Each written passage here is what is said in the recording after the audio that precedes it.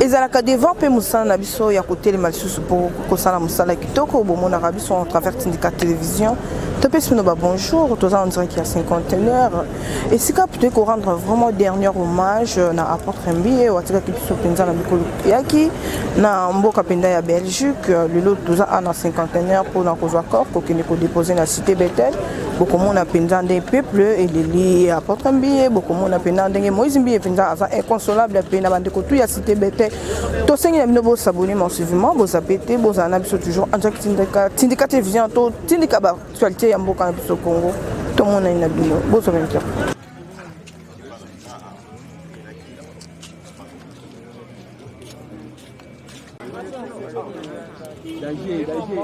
Yeah. Boni santé. Ndenge ozomona nzambe azosoma sala Tumonyo awa na mort. De on essaye de na mort. D'abord merci à Komona Maman Yvonne Béni, Nazaya Cité Bethel, ya Bakongo précisément Matadi.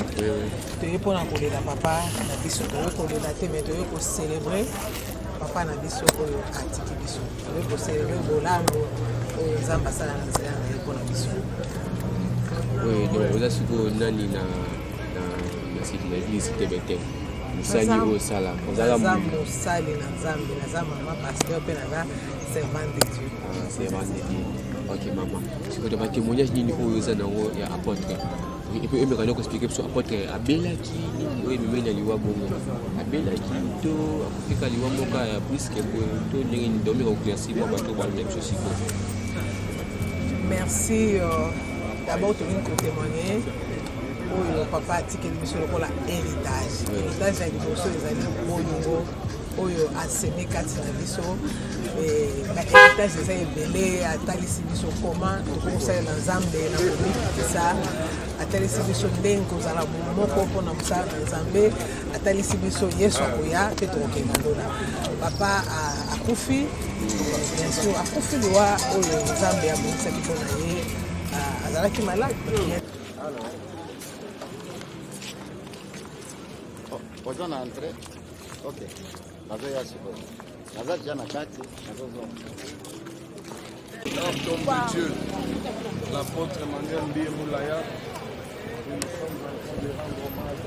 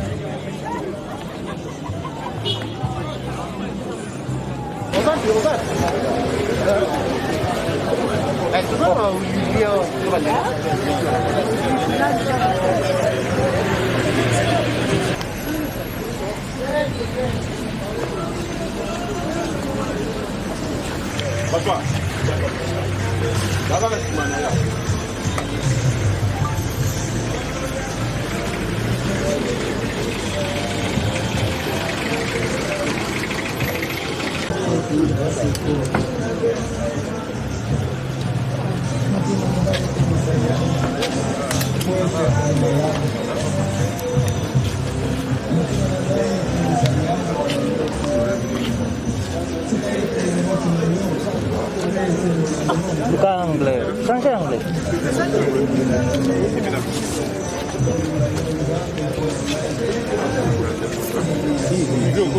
Beaucoup de chance.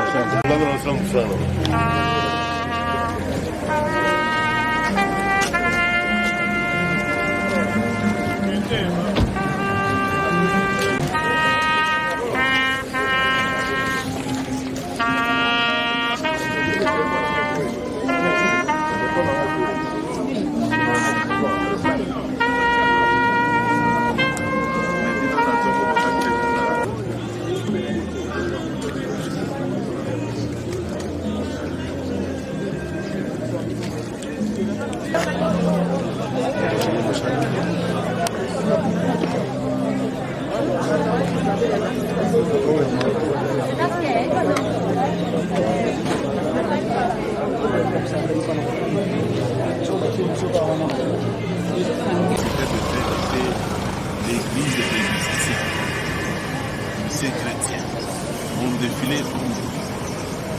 Donc nous gardons une bonne image. Il a fait son temps. Je pense qu'on doit le laisser aller en paix. C'est un homme de Dieu. Il a laissé beaucoup d'exemples. C'est un exemple à suivre. Bonjour ma soeur. Tout ça on dirait qu'il y a 50 pour rendre hommage à l'apôtre Mbiye ou à Tikasene Beleki. Moi, il n'y a pas de témoignage,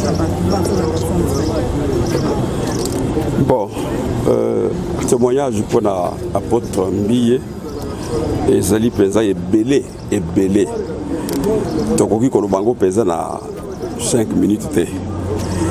Mais et donc on a dit que personnellement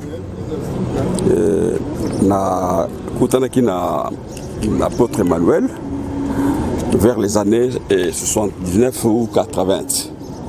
C'est à ce moment-là que j'ai connu l'apôtre Emmanuel par ses prédications, parce qu'au début là on s'est recherché encore pour très bien. Et c'était un homme qui parlait. Azala qui écoute là-bas, enseignement compliqué. Azala un enseignement souple, simple, mais très profond. À partir de ce moment-là, tu vois qui communion avec l'apôtre Emmanuel Mbiye, Tobandi Kotambola, Tobandi Kosolola. Ce que je peux retenir na Katinaye, c'est-à-dire que Aza Mutumoko, Tozali Kobenga, Moté, il y a saine doctrine. Saine doctrine. Débisika, apôtre Emmanuel, Azali Kokufelangoan. Donc Azala qui strict, et puis Azala qui négociait pour la Makambitali et doctrine. À tel point que il préférait me mettre seul que avoir Nabatu, au cause Nabatu, Bazali Koloba, l'engagement qu'on a été sur le plan de la doctrine.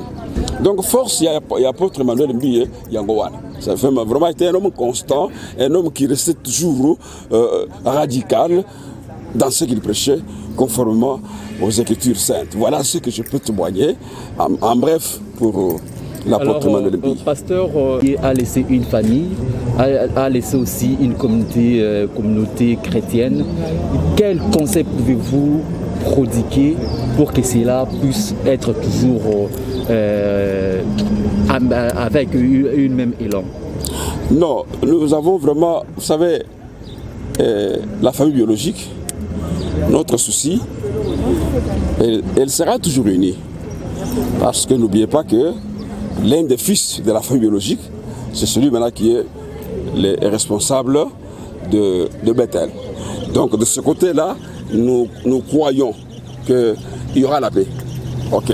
Maintenant, du côté de la communauté Cité Bethel et de tous les fidèles de Cité Bethel, c'est là que nous demandons beaucoup par nos prières que tous les serviteurs qui se reconnaissent dans le ministère de l'apôtre Mbiye Moulaye, qui ont aujourd'hui des églises qu'ils dirigent sur toute l'étendue de la République, même ailleurs, qu'ils puissent conserver l'unité. Même s'il peut y avoir des problèmes, ce sont les hommes qui trouvent la solution au problème. Qu'ils se réunissent et qu'ils trouvent la solution au problème pour que l'œuvre que l'apôtre Mbiye Moulaye a laissée sur la terre perdure. C'est ce qui est très capital pour nous. C'est le pasteur? C'est l'apôtre Mwamba Ben Shaddai. Merci.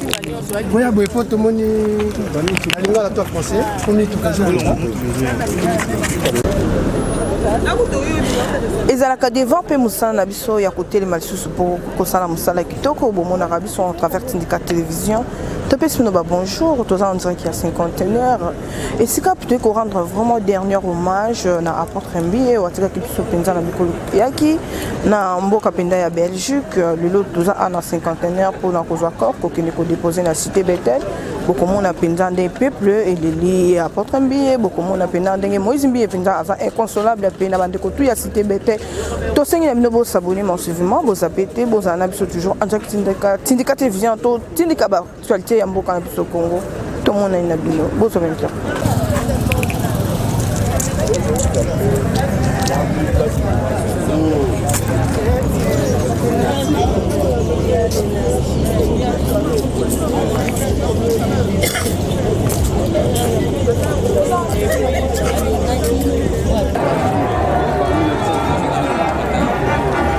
Papa a fait le moussala en Zambie et puis tu es honoré et puis Azam est très rigoureux dans ma commande, très discipliné. Azam est une blague dans ma commande. Merci.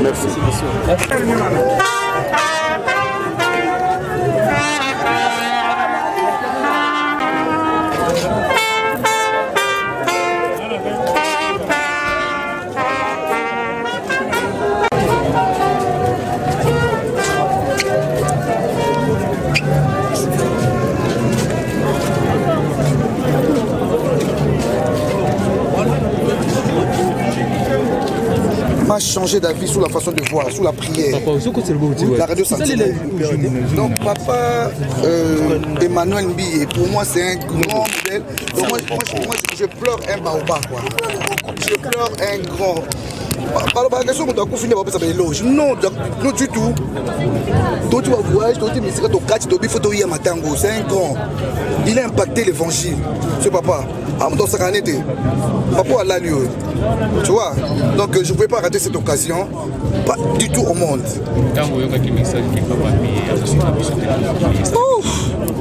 Bon, dans notre message, comme tout message, comme si moi, n'a pas né accueilli, en tout cas, tout le monde donc ça bouge quand même. Et bouge maintenant, qu'est-ce que le message d'ailleurs à Souka, on appelle ça qu'avant qu'il est. Donc Dieu lui avait dit que tu vas partir. Et c'est ça qui m'a réjoui. Au moment où nous parlons, l'apôtre est au sein d'Abraham. Quel est le message que vous lancez à sa famille chrétienne? Bon, je lance d'abord au corps du Christ. Qu'on suive l'exemple du patriarche. Toi, l'exemple, ma prière, à quel ensemble dit na souka. Donc, papa n'a changé mon cité. En tout cas, c'est un modèle pour moi. On a habité, mais on a aucun côté. Papa Saliboye, il est resté constant. Malgré sa maladie, il est resté constant avec le Seigneur. Au cœur de Christ, suivant l'exemple du patriarche, lui il est parti, mais ma œuvre n'a été calée. N'a-pas la cité Bethel, la vision. Il y a papa. Vision à papa. Et puis à tous les pasteurs du cité Bethel, précisément au pasteur Moïse. En tout cas, qui pérennise l'œuvre de cet homme-là. En tout cas,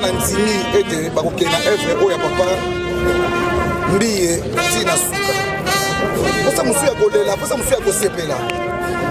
Pour me faire l'effort, là mon papa Moïse Mbiye, papa, pardon, Emmanuel Mbiye dans la bois. Koutana.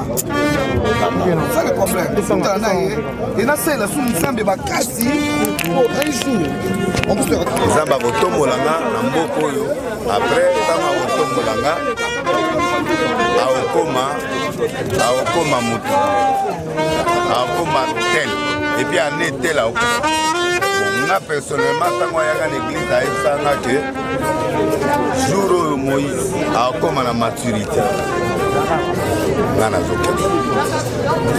Et à l'exhibition saine doctrine, à l'exhibition parole, crainte en Zambé, à Bounani na bisoti, à Tikibiso saine doctrine, Lélo à Tikibiso aki, donc c'est un grand prophète, c'est un saint homme de Dieu.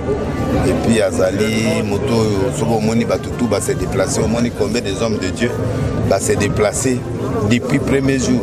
Il y a des défilés et salemi. Na ba continent ba passer à pilier qui arrivé na mboka na biso ni ba chrétien ba go retenir to langa lokolo ya papa asali parcours moko parfait mage bitumba mais il a fait un parcours parfait, c'est un saint homme de Dieu. Il a laissé plus de 1000 églises sans compter les rebelles. pour babima bima mais bato ya normal baza 1000 églises so de côté na ba rebelle aux ata ba 2000 églises. Mais pasteur Deli na mona ki photo mo circuler na YouTube na Facebook plutôt et entre bien no pasteur na mona ko zanana ki à cause accord il y a apôtre Emmanuel Mbemula yango ça bien après yango ko kabwana mende bo beso te do kabwana soute do kabwana te po to kudani to solo limite moto nyonso azali na mwa difficulté en tout cas to sengani ba pardon et puis toyokani vérité. Bon, c'est-à-dire que la mort de l'apôtre Mbie nous a réunis et Moïse Mbie nous a dit c'est le temps avec les frères baptistes que nous puissions nous réunir ensemble. Tu vois, ceux qui avaient des contradictions, à part une personne peut-être qu'on cherche encore, mais le reste, on s'est réunis. Merci beaucoup. Quelque part, j'ai posé une brique. Parce que lui-même, il est venu chez moi pour que je puisse travailler avec lui. Et on a travaillé. Après, il est parti en théologie. Je suis fier aujourd'hui qu'il est représentant légal des églises Bethel dans le monde. Aujourd'hui, l'apôtre n'est plus. Quel rôle pouvez-vous jouer à côté de Moïse? Il restera mon allié, il restera un vrai allié. Et je ne l'abandonnerai pas. Je serai avec lui jusqu'à... La mort nous sépare. Je lui ai promis ça. Merci beaucoup. Merci beaucoup.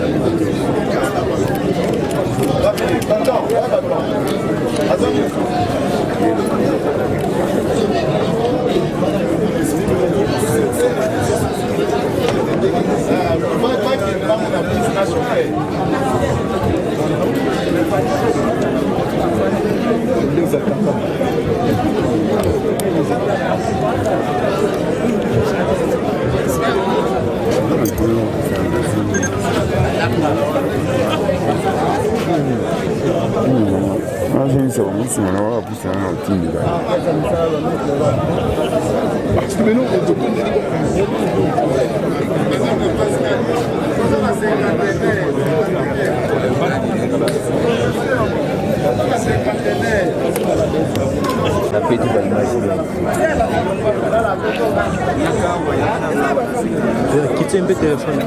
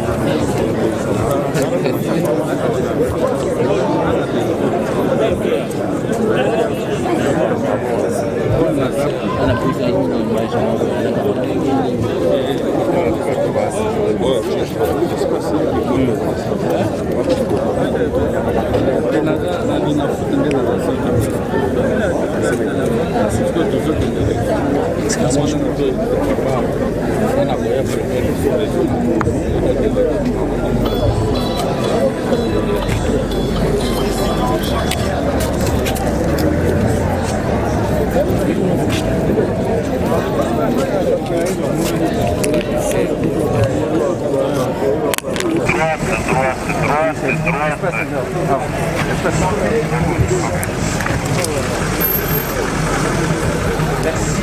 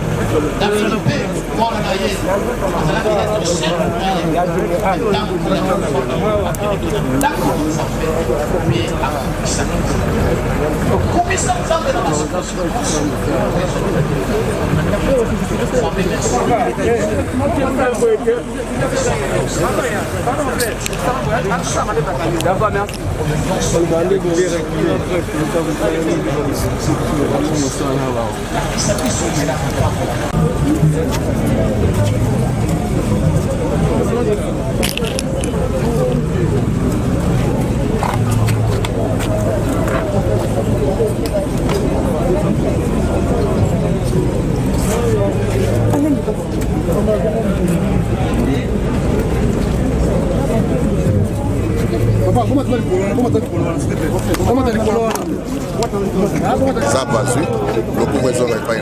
Dans la table, presque la bataille est belée, on a été malade. Donc, pendant de 2006 à 2011, on s'est même intérim là. Alors, on a toujours et j'ai appris beaucoup de choses. Comme en public, et en vraiment enseignement, enseignement pour la et dernièrement, on a colonel Souka, on a et l'homme a arrêté na kialobi, c'était ya pas de proposition polo, pas bon la mitema, pas contre la lola. Voilà mot clé. Voilà, ya pas de proposition polo, pas bon la mitema, pas contre la lola. Batunyoso, on a moussou avec le matin, on a vu Batunyoso, la télévision, tout ça, pour nous la montée, pour la nappe exemple la montée. Kangaba na Zambie, Kolisa Bozambi, Zamba Kosala Pe, la modèle pour la Batoussous. Donc, au monde, à table, on a la richesse, tout ça, sur l'andeli, la richesse, on est en normalité. Sambe la Zambie, Kangaba na Zambie, on a la modèle pour la Batoussous. Zamba Merci.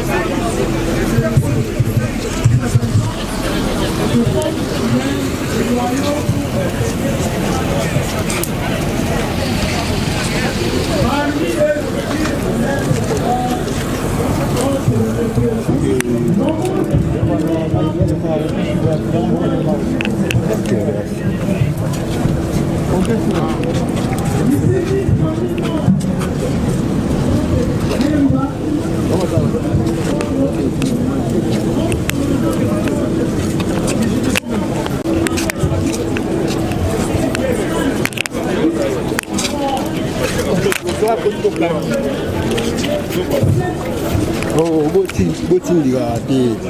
Vous comprenez?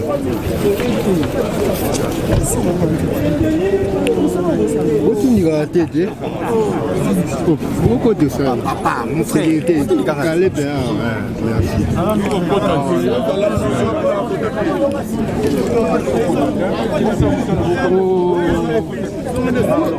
Boutique à bon pépé mat. Oh papa. Oh.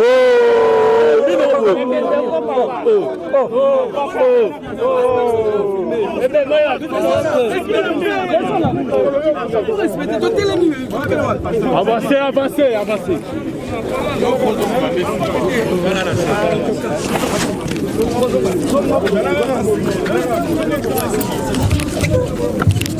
Boutique à bon pépé mat.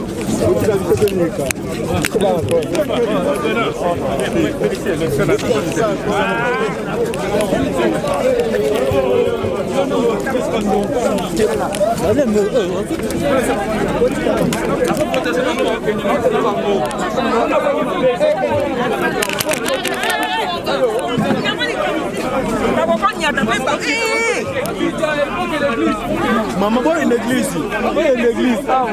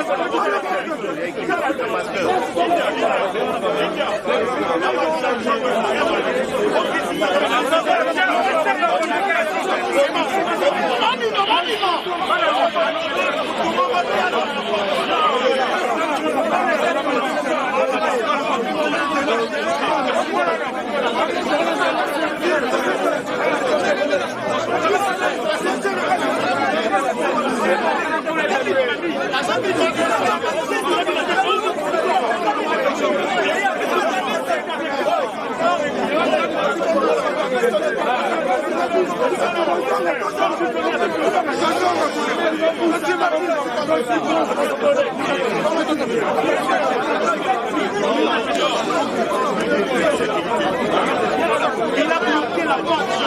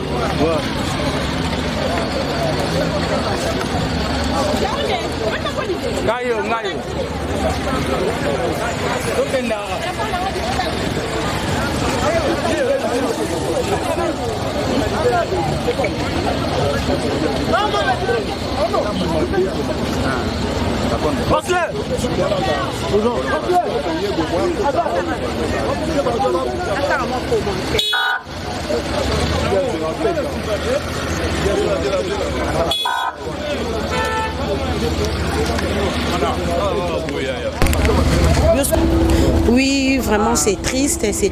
On a bon départ, il y a encore, il y a apôtre Emmanuel Mbié, qui est bon, on a cité Bethel. Et si quand on va encore dans mon cœur pour bakene kokunda na kinkole, vraiment courage la famille Mbié Mobimba. Papa va côté na chambre. Courage la famille Mbié Mobimba. Vraiment momoni Corbière yango wana tombola. Corbière yango wana.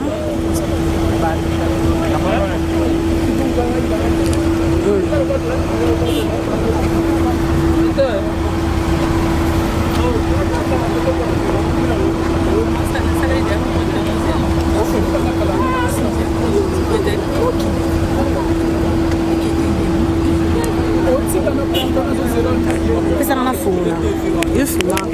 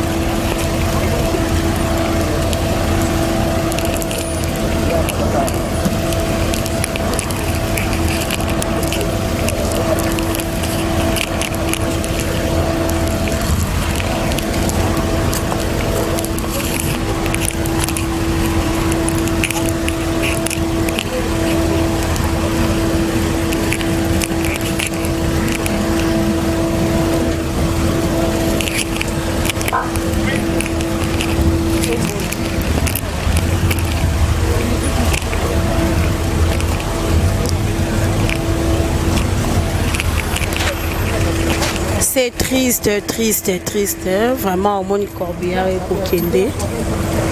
Corbillard et Kokende. Vraiment, Moli Moya Potre, Emmanuel Mbiye et Pemana Kimia.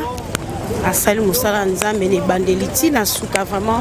Pasteur Emmanuel Mbiye, as un exemple pour la pasteur Ebele. Oh, ya Mboka na biso Congo. Ya Kinshasa vraiment, Bako Kolanda. Aza pasteur Asali Penza Bouzoba Ebele Ebelete. Moli Mona et Pemana Kimia. DG, j'étais sali. Oh, tout va bien?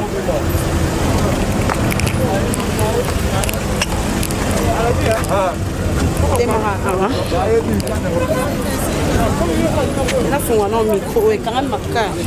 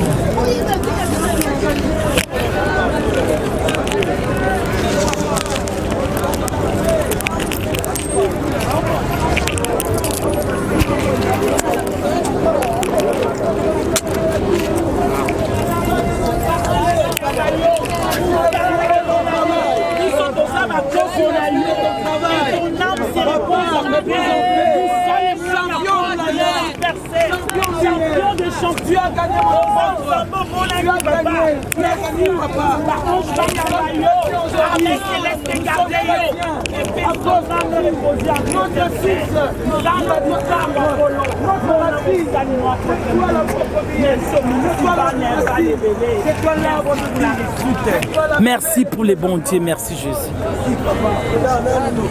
J'ai vu cette femme-là avec son fils ressuscité. J'étais là, je pleurais à 9 ans.